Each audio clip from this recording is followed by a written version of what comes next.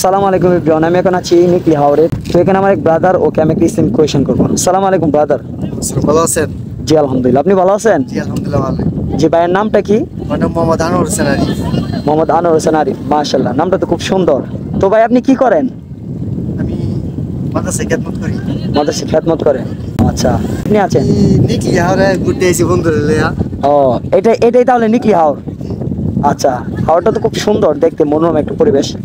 তো ব্রাদার হচ্ছে আপনার সাথে আমি একটি ইসলামিক বিষয়ে আলোচনা করতে চাই।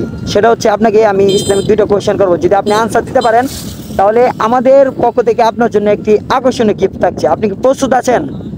ইনশাআল্লাহ প্রশ্ন উত্তর দেওয়ার চেষ্টা করব। আচ্ছা, প্রথম কোয়েশ্চেন হলো, জান্নাতে কাদের সংখ্যা বেশি হবে? সেটা পুরুষ নাকি মহিলা? জান্নাতে? হ্যাঁ, জান্নাতে কাদের সংখ্যা বেশি হবে? জান্নাতে নারীদের তুলনায় পুরুষদের সংখ্যা বেশি হবে, আর নারীরা অধিক জাহান্নামী। অধিক জাহান্নামী, সেটা কেন? এটা কিতাবে আসছে বা বিভিন্ন আমি মাঝে মধ্যে দেখি বা মানুষের কার্যকলাপ দেখলে বোঝা যায়। হ্যাঁ, বোঝা যায়, মানে কিতাবে আসছে যে অধিকাংশ মহিলারাই জাহান্নামী হবে। তো আপনি কি সেটা কনফার্ম যে জান্নাতে পুরুষরা বেশি থাকবে? ইনশাআল্লাহ আমি কি নক করে দিব? আচ্ছা ঠিক আছে, মাশাআল্লাহ। তো আপনি বলতে পারছেন, আমার প্রথম কোয়েশ্চেন আপনি পারছেন, শুক্রিয়া। দ্বিতীয় কোয়েশ্চেন হলো, জান্নাতে সর্বপ্রথম কে প্রবেশ করবেন? জান্নাতে সর্বপ্রথম কে প্রবেশ করবেন? জান্নাতে? হ্যাঁ, জান্নাতে।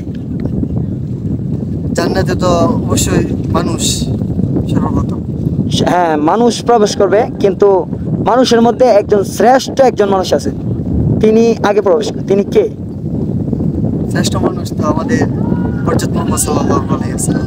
হ্যাঁ, শ্রেষ্ঠ মানুষ আমাদের প্রিয় নবী হযরত মুহাম্মদ সাল্লাল্লাহু আলাইহি ওয়াসাল্লাম, তিনি সর্বপ্রথম জান্নাতে প্রবেশ করবেন। তো ব্রাদার, আপনার জন্য আমার এই দুইটা কোয়েশ্চেন ছিল, তো আপনি পারছেন। আমাদের পক্ষ থেকে আপনার জন্য একটি ছোট্ট একটি gift।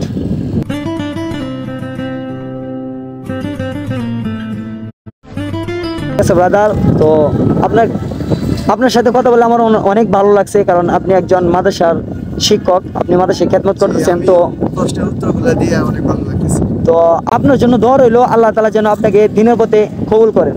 আমিন। আল্লাহ তাআলা আপনাকে কবুল করুন। আমিন। আসসালামু আলাইকুম।